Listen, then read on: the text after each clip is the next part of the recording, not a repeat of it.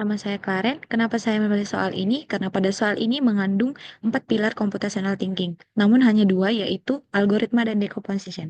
Nah, saya akan menjelaskan soal dan pembahasannya. Keluarga Berang-Berang sedang mempersiapkan acara festival makanan, dan mereka ingin memanggang kue kering. Kati akan membuat kue. Dia sangat memperhatikan urutan membuat kue dengan memasukkan bahan kue dengan urutan yang benar. Ketika dia berjalan ke taman, dia melihat ada secari kertas petunjuk pada setiap bahan kue yang akan digunakan. Gambar pada kertas petunjuk menjelaskan bahan kue yang harus ditambahkan pada urutan berikutnya. Hanya ada satu bahan kue yang tidak memiliki kertas. Diberikan ilustrasi pada taman seperti di bawah ini. Pertanyaannya, bahan kue manakah yang harus dimasukkan pertama kali? Pilihan A adalah stroberi, pilihan B adalah bunga berwarna merah, pilihan C adalah buah apel, dan pilihan D adalah madu lebah. Seperti pada deskripsi soal, dikatakan bahwa dia melihat ada secari kertas pada petunjuk pada setiap bahan kue yang akan digunakan. Nah, jika kita beranjak pada pilihan A, yaitu buah stroberi, dia tidak memiliki secari kertas petunjuk yang akan menunjukkan bahan kue mana yang akan kita gunakan untuk selanjutnya. Pada pilihan B, yaitu bunga berwarna merah, kita akan menemukan secari kertas petunjuk yang menunjukkan ada buah apel, lalu madu lebah, lalu ada bunga berwarna kuning, lalu ada buah stroberi. Nah, pada pilihan B, keseluruhan bahan yang ada pada ilustrasi taman ini kita gunakan untuk membuat kue. Pada pilihan C, yaitu buah apel, kita akan mendapatkan madu lebah, lalu bunga berwarna kuning, lalu buah stroberi. Nah, itu akan sampai di situ dan kita tidak akan memasukkan bunga berwarna merah karena karena dia tidak memiliki kertas petunjuk untuk mendapatkan bunga berwarna merah. Lalu pada pilihan D, yaitu madu lebah, kita akan mendapatkan bunga berwarna kuning lalu stroberi. Nah, itu selesai sampai situ. Sehingga bunga berwarna merah dan buah apel tidak akan kita masukkan untuk membuat kue. Jadi, pilihan yang paling tepat adalah pilihan B. Karena pada pilihan B, keseluruhan bahan yang ada pada ilustrasi di taman ini dapat kita gunakan dan kita pakai untuk membuat kue. Terima kasih.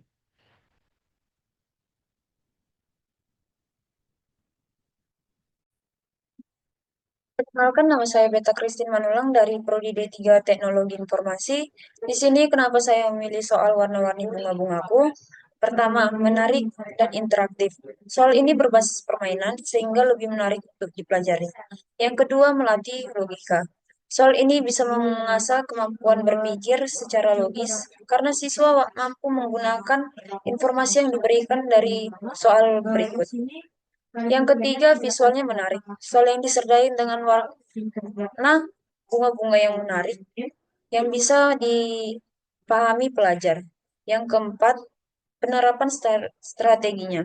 Melalui soal ini, siswa belajar tentang bagaimana menebak dengan sistematis untuk menganalisis data yang diberikan. Lalu, relevansinya edukatif. Soal ini dapat digunakan untuk mengajarkan konsep logika, eliminasi kemungkinan, dan analisis pola dengan cara yang menyenangkan. Sekian, terima kasih dari penjelasan saya memilih soal ini. Oke, selanjutnya itu ada usulan soal ketiga, yaitu kode bendera. Jadi kenapa sih saya pilih soal ini? Karena soal ini sudah cukup familiar ya untuk saya. Saya sudah pernah berjumpa soal ini dan saat melihat pun saya sudah tahu caranya itu seperti apa. Jadi saya milih soal ini karena saya sudah paham soal seperti apa. Nah, jadi langsung aja. Berang-berang di desa Aceh berkomunikasi dengan bendera. Bendera dapat menjadi posisi horizontal atau vertikal. Jadi horizontal itu mendatar dan vertikal itu tegak lurus. Mereka mengirim 5 huruf P, Q, R, S, T sesuai posisi bendera sebagai berikut. Jadi jawabannya itu adalah B. Jadi kita tahu dari mana sih jawabannya B? Nah, itu kita bisa tahu dengan mencocokkannya satu-satu dari A, B, C, dan D. Jadi kita langsung aja mencocokkan ke yang ke A. Jadi untuk A itu kan ada RPSP. Nah, di sini R itu kita dapatnya vertikal dan horizontal. Ini vertikal horizontal nih R. Nah, untuk yang selanjutnya itu ada P. P itu dia adalah horizontal dan ini dia horizontal. Berarti RP kita dapat RP. Nah, untuk yang S adalah tuh horizontal vertikal. Sedangkan ini dia bukan horizontal vertikal. Jadi jawabannya bukan A. Nah, untuk selanjutnya yang ke B itu kan ada Q, P, P, T, P. Nah, Q itu adalah vertikal. Nih, Q ada vertikal, terus ada P itu horizontal. Jadi Q, P, P horizontal dan T. Nah, yang T itu kan dia vertikal, horizontal, vertikal. Ini vertikal, horizontal, vertikal. Berarti cocok ya. Kita tinggal cocokin sama yang terakhir aja. P itu kan dia vertikal, horizontal.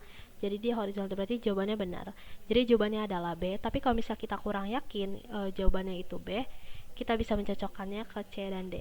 Jadi dalam soal ini kita mendapatkan pilar computational thinking. Jadi yang pertama itu ada pattern recognition, pengenalan pola. Jadi kita dapat mengidentifikasi nih polanya itu seperti apa, melalui kode bendera ini.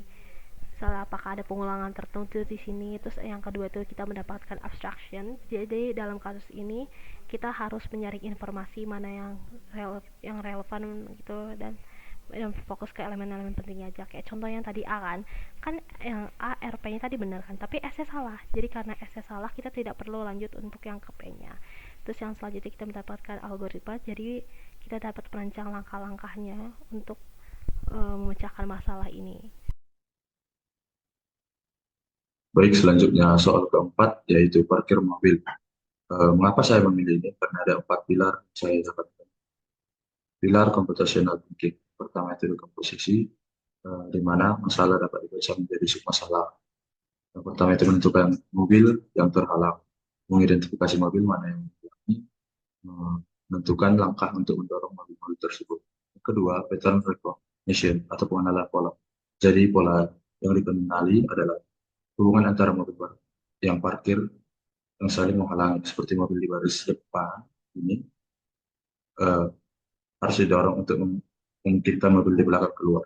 Ketiga itu abstraksi, di mana fokus pada posisi dan jalur mobil tanpa memberitakan warna atau nama mobil. Yang keempat itu langkah-langkah atau algoritma. Yang pertama itu dorong mobil O atau M, kemudian dorong mobil N, parkir mobil I dapat keluar. Baik, di sini saya akan menjelaskan soalnya.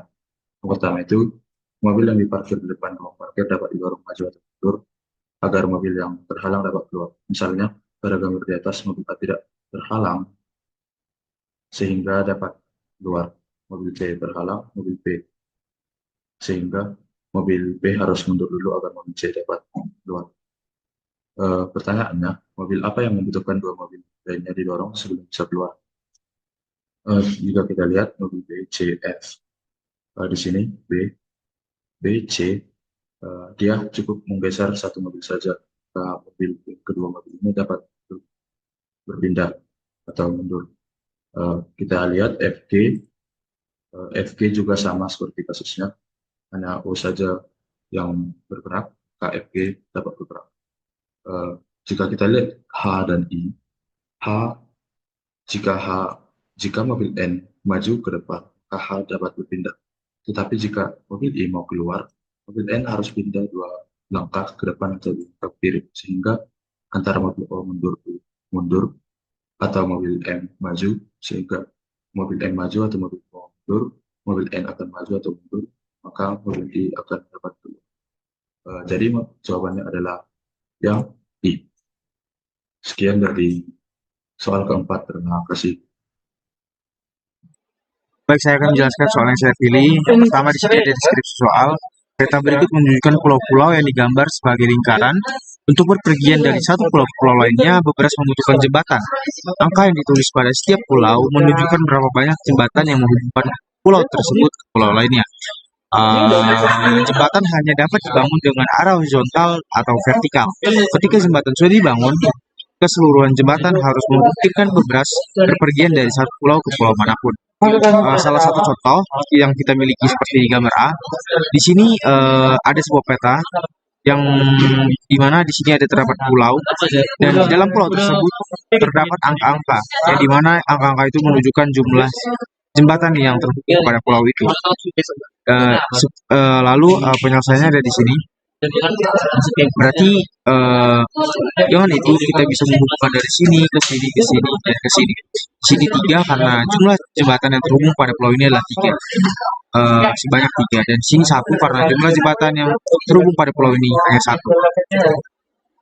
Dengan itu berarti kita bisa menentukan berapa banyak jembatan yang diperlukan untuk dibangun untuk menghubungkan setiap pulau, dengan cara menjumlahkan setiap angka-angka yang ada di pulau ini lalu dibagi dengan 2. Kita masuk ke soalnya. Ada tantangannya adalah berapa banyak jembatan yang perlu dibangun untuk pulau-pulau sebagai berikut. Yang pertama yang perlu kita lihat adalah angka-angka yang terdapat di peta tersebut, di mana 1 ditambah 2 adalah 3, ditambah 2 adalah 5, ditambah 3 8, 10, 12, 14, 15, dan 16. Berarti seperti yang saya bilang tadi, jumlah angka di pulau dibagi 2, 16 dibagi 2 sama dengan 8. Dengan seperti itu, kita bisa bangun jembatan dengan seperti ini. 1, 2, 3, ke sini, ke sini, ke sini, ke sini. Lalu ini ada ini 3 ke sini. Dan hasilnya 8. Dan dengan penyelesaian seperti ini. Baik, terima kasih. Sekian. Perkenalkan, nama saya Novi Rosalis Tanggang dengan NIM 21S24030 dari Prodi Manajemen Rekayasa. Di sini saya akan membahas salah satu soal bebas pada tingkat SMP, yaitu kiri kanan. Pada gambar, berang-berang menciptakan sistem pengkodean kata yang disebut dengan kode berang-berang dengan memakai peta di atas. Yang pertama, setiap pohon ditanam diberi nama dengan satu huruf. Yang kedua, kode untuk setiap huruf ditemukan dengan cara mencapai pohon tersebut dengan berbelok kiri L dan kanan R. Yang ketiga, kode untuk setiap huruf selalu dimulai dari pintu masuk taman atau bertanda panah. Tantangan pada soal ini yaitu berapa banyak huruf dalam kode berang-berang tersebut untuk kata biar, tulis angkanya. Jawabannya yaitu terdapat 9 huruf dalam kode kiri atau L dan kanan atau R yang digunakan untuk membentuk kata biar. Berikut adalah perhitungannya. Yang pertama, pada gambar, huruf B memiliki kode LRL yang terdiri dari 3 huruf. Yang kedua, huruf E memiliki kode L yang terdiri dari 1 huruf. Yang ketiga, huruf A memiliki kode LLL yang terdiri dari 2 huruf. Yang keempat, huruf R memiliki kode R yang terdiri dari 1 huruf. Sehingga total huruf dalam kode kiri kanan untuk kata biar adalah 9. Adapun tujuan soal ini untuk tingkat SMP adalah memperkenalkan konsep dasar computational thinking dengan cara menarik dan kontekstual, yaitu yang pertama, melatih pemecahan masalah atau problem solving. Yang kedua, mengembangkan logika dan berpikir sistematis. Yang ketiga, memperkenalkan konsep pohon biner. Yang keempat, mengasah kemampuan analisis. Yang kelima, meningkatkan pemahaman matematika dan informatika. Yang keenam, mendorong kreativitas dan pemikiran kritis pada anak tingkat SMP. Soal ini tidak hanya membantu siswa memahami dasar-dasar computational thinking, tetapi juga memperkenalkan mereka pada cara berpikir yang diperlukan di dunia teknologi dan pemrograman. Sekian dari saya, terima kasih. Salam sejahtera bagi kita semua. Perkenalkan Pak, perkenalkan Bu, nama saya Anastasia Limbong dengan NIM 4332407 dari Prodi D3 Teknologi Komputer. Di sini saya akan menjelaskan soal dari yang saya pilih yaitu mesh. Jadi soalnya di sini sebuah mobil robot bekerja dengan aturan yang sederhana untuk melalui suatu mesh. Belok kanan setiap memungkinkan untuk belok kanan. Jadi intinya poinnya di sini adalah kata kuncinya itu belok kanan. Jadi gambar di kanan menunjukkan suatu contoh bagaimana mobil robot akan bekerja melalui suatu mesh. Lanjut ke sisi pertanyaannya. Jadi dengan cara kerja demikian, berapa banyakkah dari 4 mesh berikut ini mobil robot dapat akhirnya mencapai titik merah? Nah, di sini kita akan mencari mana yang peluang paling banyak untuk belok ke kanan. Yaitu jawabannya yang D. Karena soalnya dari soal ini yang gambar A peluang belok kanan itu 1, 2. Untuk gambar B 1, 2. Dan di sini pada gambar C semua bagian tengah labirin tidak dapat dilalui dan titik merah tidak dapat dicapai.